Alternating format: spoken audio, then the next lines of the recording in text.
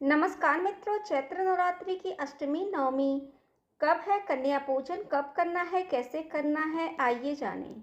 सनातन धर्म में नवरात्रि की शुरुआत चैत्र शुक्ल पक्ष की प्रतिपदा तिथि से होती है। इसी दिन हिंदू नववर्ष का भी प्रारंभ होता है। चैत्र नवरात्रि के अष्टमी, नवमी एवं कन्या पूजा का विशेष महत्व है। आइए जानें 2026 में चैत्र अष्टमी नवमी कब पड़ रहा है। अष्टमी तिथि का प्रारंभ 25 मार्च को दोपहर 1:51 पे होगा। 26 तारीख को अष्टमी तिथि सुबह 11:49 तक रहेगी। शास्त्रों के अनुसार जब भी कोई तिथि सूर्योदय के साथ लगती है तो वो उस दिन वह तिथि मान्य होती है। ऐसे में 26 मार्च को अष्टमी तिथि का पूजन किया जाएगा। जो लोग अष्टमी पूजन करते हैं वह इस दिन ही कन्या पूजन करें। वहीं 26 मार्च को 11:49 के बाद ही नवमी तिथि का प्रारंभ हो जाएगा और 27 मार्च को सुबह 10:08 पर समाप्त होगा। वहीं नवरात्रि की दसवीं तिथि 28 मार्च को सुबह 8:46 पर समाप्त होगी। तो इस अवधि में नवरात्रि का पारण किया जा सकता है। आइए जानें कि कन्या पूजन कैसे करना है, उसके नियम के बारे में।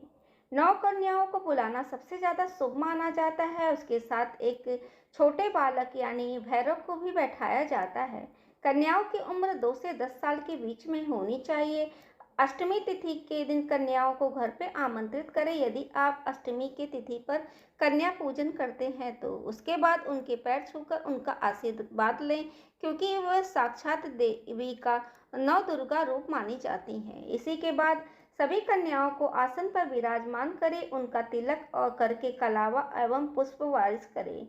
अब सभी कन्याओं को लाल रंग की माता की चुनरी उड़ा दें और सभी को हलवा पूड़ी काले चने का प्रसाद दें। कन्याएं जब खाना खा ले तो इसके बाद उन्हें दक्षिणा देकर विदा करें। कन्याओं की विदाई करने से पहले उनके हाथ में कुछ चावल ले और फिर माता रानी का जयकारा लगाते हुए उन चावल को अपनी झोली में ले।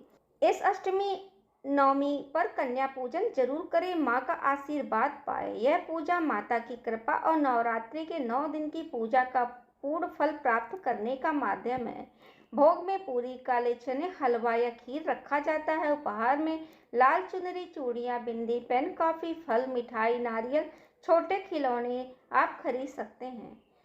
कन्या पूजन के महत्व के बारे में जानें। चैत्र नवरात्रि की अष्टमी और नवमी तिथि पर छोटी कन्याओं को माँ दुर्गा का स्वरूप माना जाता है।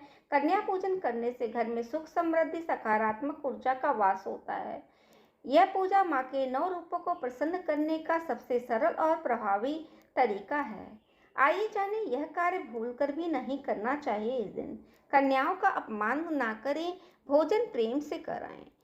पूजा में शुद्धता और भोजन में शुद्धता का ध्यान रखें और श्रद्धा रखें। बिना कन्या पूजन के नवरात्रि अधूरी मानी जाती है। यदि आपको मेरी वीडियो अच्छी लगे तो उसको लाइक करें, शेयर करें, सब्सक्राइब करें एवं बेल बटन दबाना ना भूलें। धन्यवाद।